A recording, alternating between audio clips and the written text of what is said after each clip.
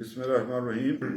گزشتہ 2 دن سے میں اور میرے رفقا کار نے آپسی بات چیت کے نتیجے میں فیصلہ کیا ہے کہ آزاد کشمیر کے اندر کرونا وائرس سے بچاؤ کے لیے جو حکومت کے پاس ایک اختیار ہے AJK ایپیڈیمک ڈیزیز ایکٹ 1958، اس کے تحت آج رات 12 بجے سے سارا آزاد کشمیر مکمل طور پر لاک ڈاؤن کر دیا جائے گا۔ لاک ڈاؤن سے مراد کوئی کرفیو نہیں ہے، بلکہ یہ شہریوں کو انگیج کرنے کے لیے ان کے مفاد میں ہے۔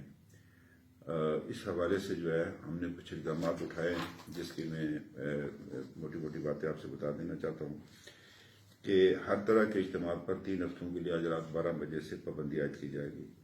عوام کی بین الضلعی اور بیرون آزاد کشمیر سفر، اجتماعات، مذہبی محفل، سوشل، ہوٹل، شاپنگ مال، شادی ہال وغیرہ سب پر پابندی لگا دی گئی۔ کیٹرنگ پر، ٹینٹ سروس پر بھی پابندی لگا دی۔ تاہم محکمہ صحت عامہ کے اسپتال، میڈیکل سٹور، قانون نافذ کرنے والے ادارے، ضروری سروسز کے ملازمین، مریض اس سے پابندی سے مستثنیٰ ہوں گے۔ کھانے پینے کی اشیاء اور ادویات کی دکانات کھلی رہیں گی، اور نماز جنازہ میں ہماری درخواست ہے کہ کم سے کم افراد میں شریک ہوں تاکہ کورونا کے پھیلاؤ سے بچایا جا سکے۔ تدفین اور مذہبی رسومات میں صرف غمزدہ خاندان کے افراد شریک ہو سکیں گے۔ کھانے پینے، ادویات اور میڈیکل کا سامان لانے والی ٹرانسپورٹ پابندی سے مستثنیٰ ہوگی۔ اس کے علاوہ جو سامان خورد و نوش ہے اس کو لے جانے والی ٹرانسپورٹ اس سے مستثنیٰ ہوگی۔ جن افراد کو پابندی سے استثناء دیا گیا ہے وہ اپنے ساتھ شناختی کارڈ کی کاپی یا متعلقہ ادارے کی جانب سے جاری کردہ اتھارٹی لیٹر پاس رکھیں، اور جو شخص بھی باہر نکلے کسی ضروری کام کے حوالے سے کوئی اشیاء خورد و نوش کی خریداری کے لیے تو اپنے پاس جو ہے وہ شناختی کارڈ اپنے پاس رکھے۔ اشیاء خورد و نوش، گوشت، سبزی، دودھ اور فروٹ کی دکانیں کھلی رہیں گی۔ میونسپل سروس، محکمہ برقیات، آب رسانی، SCO، موبائل کمپنیوں کے اسٹاف، نیز ان کے ساتھ پیٹرول پمپ اور دیگر دکانیں جو LPG کی وہ بھی کھلی رہیں گی۔ البتہ جو دفتری جو بازار کے کاروبار کے اوقات ہیں وہ 8 بجے سے شام 6 بجے تک رہیں گے۔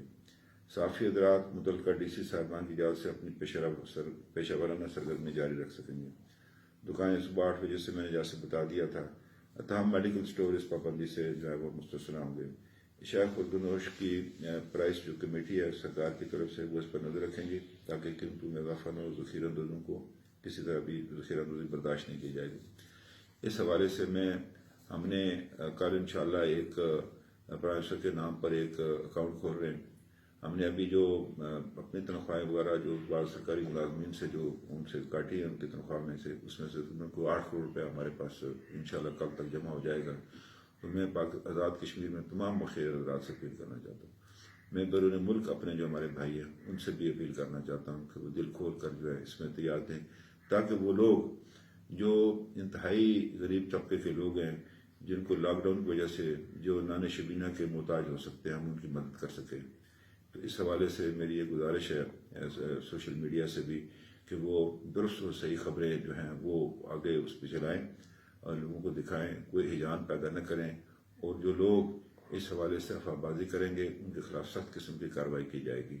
تو مجھے امید ہے کہ ان اقدامات سے آزاد کشمیر کے اندر یہ اپنے جو بیماری آئی ہوئی ہے تو ساری دنیا کو اس سے متاثر کیا، اس سے بچاؤ کی روک تھام کر سکیں گے۔ لوگ اپنے گھروں میں رہیں، اپنے آپ کو رضاکارانہ بنیادوں پر اپنے آپ کو پابند کریں۔ اس حوالے سے اس وقت چونکہ کوئی دوائی اس کی ایجاد نہیں ہو سکی کہ جس سے اس کا مقابلہ کر سکیں، اللہ سے دعا کریں، نوافل ادا کریں، اللہ سے دعا کریں، اور اللہ سے گڑ گڑا کر یہ دعا مانگیں جو قرآن کے الفاظ ہیں کہ یا اللہ اس بوجھ کو ہم پر نہ ڈال جس کے اٹھانے کے میں استطاعت نہ ہو۔